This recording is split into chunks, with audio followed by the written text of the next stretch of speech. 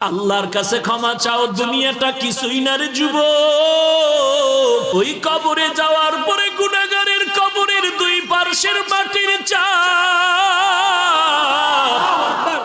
পাজরের হাড় চুরমার হয়ে যাবে। একটা নয়, দুটো নয়, 70 থেকে 99টা সাপের কামড়। কবরের ভিতরে জাহান্নামের আগুন। এরে বান্দা, এখনো কি আল্লাহর রাস্তায় ফিরে আসবি না? আল্লাহ দেখায় দেয় দুনিয়ার বিল্ডিং এর আগুনে কত যুবকের লাশ, আর চিৎকারের আওয়াজ, বাঁচাও বাঁচাও।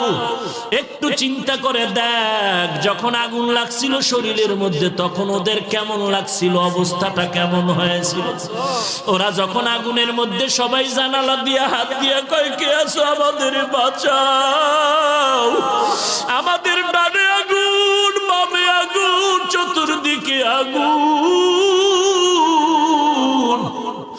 এই দুনিয়ার আগুন থেকে হাজার হাজার হাজার তাপের মাত্রার আগুন হবে জাহান্নামের আগুন।